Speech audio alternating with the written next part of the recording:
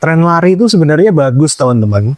Orang jadi lebih sadar untuk olahraga, jaga badan, dan hidup lebih sehat. Kalau dibandingin tren-tren lain yang cuma ngabis-ngabisin duit untuk hal-hal yang nggak jelas, sudah pasti tren lari ini masih sangat masuk akal. Murah, simple, dan semua orang bisa. Tapi, layaknya semua tren yang terjadi di negeri Wakanda ini, semua hal positif itu pasti dibarengi dengan hal-hal yang menyebalkan. Dimana makin kesini, ketika lari, yang dihitung itu bukan cuma jarak dan waktunya aja, tapi juga gengsinya. Kopi 1 juta. Halo, sen ini dari Shop ya.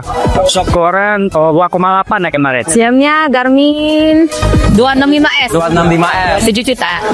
Garmin Veni 2 juta. 2 juta. Dananya 300. Sepatu harus branded, jersey harus limited edition, penampilan harus skena, dan jam tangan gak cuma harus bisa nunjukin waktu, tapi juga harus bisa ngitung pace biar bisa dipamerin. Jadi bisa dibilang lari itu makin kesini udah bukan cuma tentang lari dari penyakit, tapi juga lari biar kelihatan hits. Dulu olahraga itu murah teman-teman. Lo bisa cuma pakai kaos belel, sepatu apa adanya, yang penting keringetan. Tapi hari ini teman-teman, lari itu udah kayak fashion show berjalan. Dari kepala sampai kaki bisa habis jutaan, padahal cuma buat lari muterin komplek. Dan lucunya lagi, di beberapa orang ya, nggak semua, tapi cuma beberapa dan memang nyata, semakin mahal outfitnya, maka semakin pendek jarak larinya.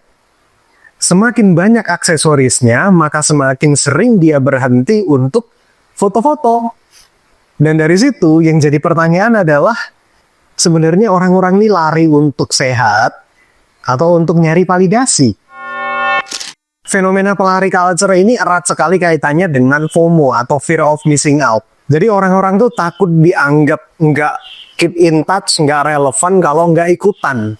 Bahkan beberapa di antara mereka takut kelihatan miskin kalau aksesoris, sepatu, jersey, kacamata, dan jam tangannya nggak sama kayak influencer yang mereka lihat di Instagram. Lihat temen update Strava, langsung ikutan download. Lihat temen ikutan lomba lari maraton, langsung ikutan daftar, padahal belum pernah latihan. Lihat influencer ikutan lari maraton, langsung beli sepatu baru, meskipun pakai pay later. Padahal bagi kebanyakan orang, selama ini olahraga itu nggak pernah jadi prioritas. Tapi begitu olahraga ini jadi sebuah tren, mereka langsung pada ikut. Bukan karena mereka peduli sama kesehatan, tapi hanya karena takut dibilang nggak relevan. Akhirnya apa teman-teman? Banyak sekali anak-anak muda yang FOMO dan maksain diri untuk beli sepatu sekali pakai harga jutaan, pakai pay later, beli jam tangan mahal lewat cicilan, demi apa? Demi biar bisa upload story, biar dianggap sebagai bagian dari running culture. Padahal realitanya yang dikejar itu bukan pace, bukan kesehatan, bukan endorfin, tapi apa? Lagi-lagi validasi sosial. Sekarang ini lari bukan cuma sekedar olahraga teman-teman, tapi juga ajang eksistensi.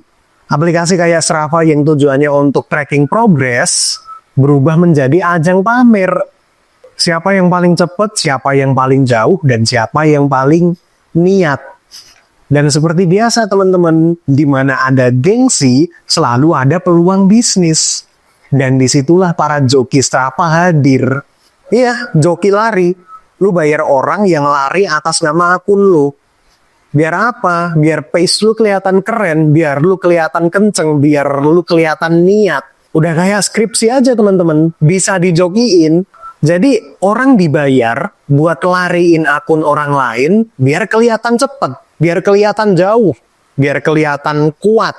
Bayangin teman-teman, lari aja bisa outsourcing. Sehatnya emang nggak dapet, tapi yang penting gengsinya tetap terjaga. Dan ini peluang bisnis yang begitu menggiurkan teman-teman, karena realitanya emang banyak orang yang rela bayar orang lain untuk lari atas nama mereka. Dan fenomena ini seolah nunjukin satu hal, bahwa sebagian orang, nggak semua, tapi sebagian lebih sibuk untuk kelihatan sehat daripada beneran sehat. Karena yang diukur bukan VO2 max, tapi likes. Bukan endurance, tapi engagement. Komunitas lari sekarang juga udah banyak banget. Bagus sebenarnya. ada rasa kebersamaan gitu. Tapi di sisi lain, seperti biasa, jadi ajang adu gengsi. Yang jersinya atau sepatunya lebih baru, lebih mahal, lebih limited edition, otomatis jadi pusat perhatian. Yang outfitnya seadanya, cuma pakai barang-barang yang murah, ya cuma jadi penonton di barisan belakang. Seolah ada standar sosial yang tidak tertulis di mana kalau mau diterima, maka tampillah setara. Larinya emang bareng, tapi status sosialnya kejar-kejaran.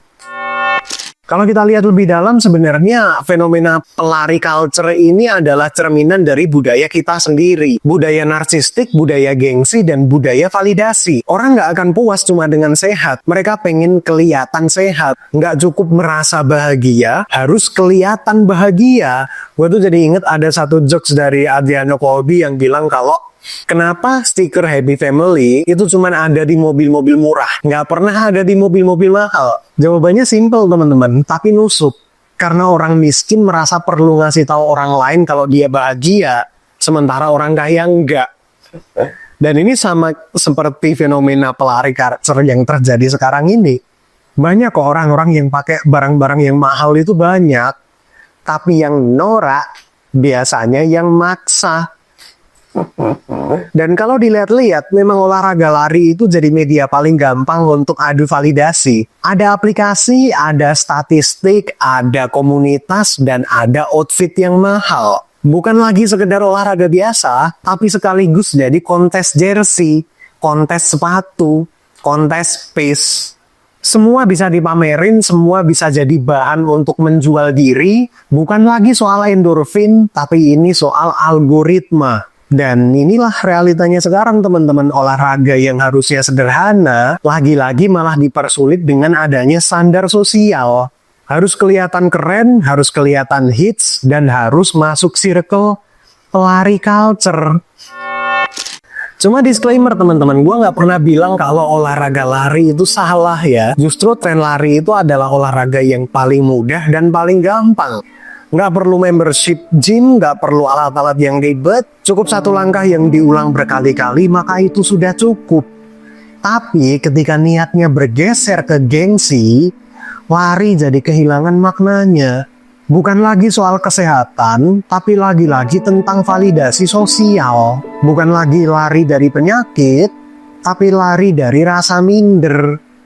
Dan ini penyakit baru yang sebenarnya cukup berbahaya, Pak. Pengakuan palsu. Karena validasi nggak akan bikin lo sehat. Engagement nggak akan bikin jantung lo kuat. Sepatu branded pun juga nggak akan langsung bikin lo tahan banting. Jangan sampai kita jadi orang yang kelihatan rajin lari, tapi sebenarnya nggak pernah benar-benar bergerak maju. Cuma sibuk ngatur gaya, bukan sibuk ngatur isi kepala. Sibuk mikirin brand, bukan sibuk mikirin badan. Karena pada akhirnya, lari itu harusnya bikin hidup jadi makin ringan, bukan makin berat. Harusnya lari bisa bikin pikiran jadi lebih tenang, bukan malah depresi gara-gara mikirin gengsi. Jadi kalau lo mau lari, maka larilah untuk diri lo sendiri.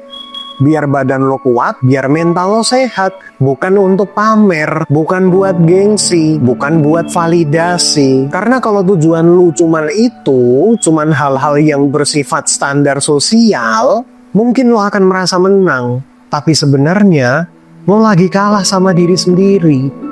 Kalah sama diri sendiri yang tanpa sadar dikontrol oleh gengsi.